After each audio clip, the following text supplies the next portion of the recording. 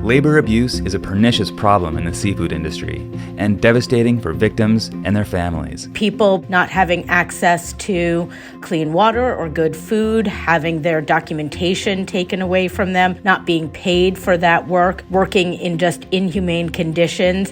And when such abuse happens on vessels at sea, it's easier to hide and cover up, making it all the more dangerous. It's dangerous work, it's hard work, it happens even in well-managed fisheries. These involve long hours, they involve, sharp instruments, but now we're talking about things well beyond that. Really horrible situations where they're shackled to the deck and they're just being treated like slave labor on board these vessels. Fortunately, it's a problem that is getting attention. This is Dive In with NOAA Fisheries. I'm John Sheehan, and today we'll hear about a new initiative called Calm Seas, as in CALMCS. It's an acronym which stands for the Collaborative Accelerator for Lawful Maritime Conditions in Seafood. This is my guest, Alexa Cole, the director of NOAA Fisheries' Office of International Affairs, Trade and Commerce, and the chair of Calm Seas. This was an initiative to really bring about public-private partnerships and facilitate actions between non-governmental agencies and governmental agencies and industry to try to accelerate action to address labor abuses in the seafood sector. Basically, bringing together anyone with an interest in the safety and equity of this workforce and trying to figure out solutions. I wanted to know about the genesis of Calm Seas and how and why it was created. We created this for a couple of reasons. We created it, first of all, because under the Maritime Safe Act, there was a clear mandate for NOAA and the other 20 agencies involved in the Maritime Safe Act to focus on some public-private partnerships. There was also a similar mandate under the President's National Security Memorandum that came out last year. But even more so, for those of us who have been working on this in the government, I think what we are clear on is that while the government can certainly help on this issue, we can't solve this issue alone.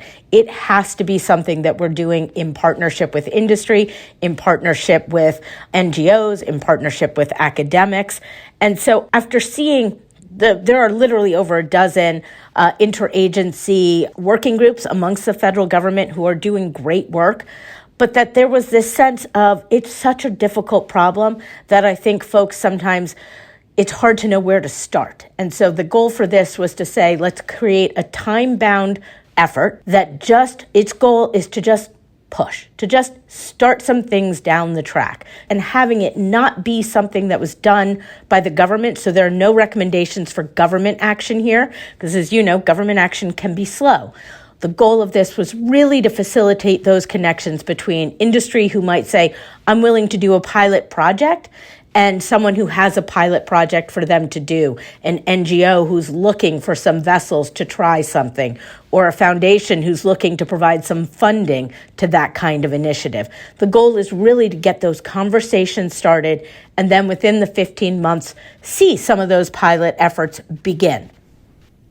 And so is this an issue that's largely international? Do you see this mostly in other countries, or is this a domestic problem too? So I don't think U.S. fisheries are the big problem in this. But could there be labor abuses, and are there labor abuses in U.S. domestic fisheries? I'm sure there are some. But it is much, much more of international issue, and where it matters for the United States is that we're one of the biggest markets in the world. And so these products that are being caught using forced labor and having other labor abuses involved in them are coming into our country. They're sitting on our dinner tables, they're in the supermarket, they're at the restaurants. That's where it's really a key issue for the United States. It isn't such a big issue with our domestic fisheries ourselves. And can you give us some examples of members of the group and like what are the sort of sectors that they represent? Yeah, so we certainly have U.S. government representatives. So we have colleagues from the Department of State, from the Department of Labor, from the U.S. Coast Guard, from USAID, who are all participating in this effort. And then externally, we have folks from retail organizations, industry. We have some folks from the at-sea processors. We have folks from the Southern Shrimp Alliance participating in this. And then we have a lot of NGOs from both the labor side and from the environmental side. And then we have some academics who have been participating. So we've tried to bring together as broad a cross-section of people who are interested in this issue, who are working in this issue, who have a commitment to seeing some change in this area. And it struck me when you were describing sort of the breadth of the problem that it must be really difficult to sort of impact entities that aren't beholden to the government. So I think one of the positives of this initiative is that it does include so many figures from industry that they can apply economic pressure. That's right. And I think, and that took some convincing of some people to understand that this was voluntary. Nobody is required to participate in Calm Seas, and we've been really gratified to see how many different organizations from both industry and NGOs and government have wanted to participate, but also to have a little understanding that at the end of this isn't going to result in a government regulation or some new requirement from us. And so I think once there was a real understanding of that, it made people feel more comfortable engaging and then wanting to sort of bring some ideas to this sector where they say, this is something I want to try, because certainly on the face of it, no company wants to be associated with forced labor in its supply chain. And so there's something for them to benefit for finding new ways to try to eliminate that from their supply chain. But certainly there's benefits to also burnishing their image, but that's fine. To me, it's fine if outside entities want to use our effort to help progress their goals. My only goal is trying to get them all talking and to start some things happening. So let's talk about a few of the goals that have been set forth for the group. The first being identifying best practices for industry accountability in reference to good working conditions. So obviously, you've got to have industry buy into that. That's right. And so there are a lot of different efforts that are already existing of ways to identify what are the best practices, what are the things you should make sure of in your supply chain and in your workforce. And our goal is not to endorse any one or the other, but to sort of cull from all of them what we think is really best and make sure that industry has that available to them so that companies or, associations that want to set some of these standards know how to do it, know what are the right standards to consider. And you're right, there's a lot of differentiation between them, so it isn't always going to be a one-size-fits-all, which is why this isn't a mandated thing, but it's something to give them the information so that they know how to do it, they know where to find this information, and they can start taking it on board as they find appropriate. Yeah. And another goal is exploring novel sources of information to better identify illegal and unsafe labor practices. What would be an example of a novel source of information? How would you differently gather this intelligence? Well, the reality is that there's a lot of different people collecting a lot of different information, and we don't always know about it, right? I know about some of the U.S. government programs that are collecting information on this, but I don't necessarily know that there are researchers in Indonesia, for instance, right, who are collecting data on labor rights or labor abuses there. Being able to find those pieces of information and find ways to share them, or at least make people aware of them, is useful, because then you're talking about companies who might say, how would I even know? How would I know whether my worker is coming in, from a bad recruiter? But some of that information exists because this is such a global issue, but people don't even know where to find it. And that's been one of the benefits of having such a wide group of people in this effort, is that I know some things, but other people know things I've never heard about, especially because from the NOAA side, we're fish people. We're not necessarily labor people. We've gotten involved in this because these are labor issues in fisheries, and we think that there's ways that we can help with that fisheries expertise. But I'm learning all sorts of things from our labor experts that I never knew about, and that's all what this is about. You also cite leveraging technology as one of the goals. I imagine there are, especially with advances in networking and new mobile ways of communicating, that's opening a lot of doors in terms of sharing information. That's right. Some of the initiatives that people are talking about is something as simple, seemingly simple, I guess I should say, as Wi-Fi on vessels, so that workers can connect back to home, connect back to advocates. That wasn't possible years ago, but that is now possible. Ways for workers to be able to be paid through electronic systems that protects their wages.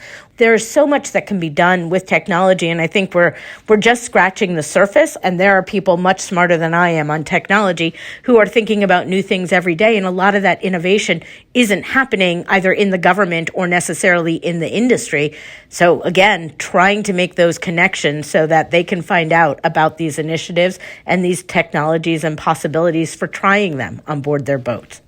You also call out supporting collaboration in reference to sort of worker justice and remediation for abuse. I mean, that's sort of looking past the abuse itself towards workers getting justice. The workers' voice part of this it's at the heart of everything that we're doing under Calm Seas. And that's a perfect example of an area that was not as familiar to NOAA, but that our labor colleagues have really helped, educate us on and educate others on. And there's this great phrase that people have been using these days that I don't actually know the genesis of it, but I like it, which is nothing about us without us. And that's exactly that. It's really easy for government officials and NGOs and industry to talk about workers' issues. But if the workers aren't actually a part of the conversation, then we're missing a critical element. And also trying to find ways for grievance mechanisms. Where can they go when something bad has happened? We hope to prevent bad things from happening, but bad things happen. What are those mechanisms? What's the phone number that I call when something has happened to me? Because without that part of it, until you have a perfect system, you know that you're going to need to have that room for grievances, that room for how do we get justice for those workers that are currently suffering. And because this isn't an advisory committee, it's not a regulatory body, what will the initiative be producing? What is it going to create anything? So it's a fair question. It isn't, and it is very important to say it is not regulatory and not governmental. I say that almost every meeting. What I think we're really creating is energy and partnerships and initiatives that we hope will have longevity beyond 15 months. These are not problems that are going to get solved in 15 months. What I'm hoping is the outcome of this initiative is that we have moved the discussion forward, that we've actually taken some tangible action. And I'm hoping that what we're also doing is building trust in a community that wasn't that engaged as much with each other as I think they needed to be. And at the end of the 15 months, what we really don't want to do is create a report of recommendations. There are a lot of reports of recommendations. What we'd like to do is write a report of actions. Things that have happened, things that have begun, that will then sort of take on a life of their own. And finally, can I ask, what kind of feedback have you been getting from some participants? We've been getting good feedback from folks. I think, and this is exciting, in fact, is that some of the feedback is we want to do more. We want to do more. And getting the groups to come up with their action items, being able to get them started, that takes a little bit of time for those folks to talk and the ideas to gel. And it's particularly been industry who's been excited to get going. I'm really pleased about that. And we're really in that phase of implementation now. A lot of the working groups, some of the first things they needed to do was information collection and knowing what's out there and knowing what are those best practices or knowing what information sources are there so that you know what new you can add to the conversation. So we've really been doing that right now and are moving into that implementation phase. And folks see that it's been a lot of work, but they're really anxious to get into the action items and start seeing some results and seeing ways that they might, make improvements and changes to the way they've been operating over these years. Well, Alexa Cole, thanks so much for talking with me. Well, thank you so much for making the time. We appreciate it. Alexa Cole is the director of NOAA Fisheries' Office of International Affairs, Trade, and Commerce, and the chair of Calm Seas. You can find more about Calm Seas at our website, including how to get involved. If there are people who hear this who haven't participated and want to, they still can. We want anyone and everyone who's interested in trying to find solutions to labor abuses in the seafood sector to join us and share their knowledge and experience with us. That's at fisheries.noaa.gov, where you can also find the latest developments and news about programs such as Calm Seas, or sign up for newsletters, or listen to past episodes of the podcast. I'm John Sheehan, and this has been Dive In with NOAA Fisheries.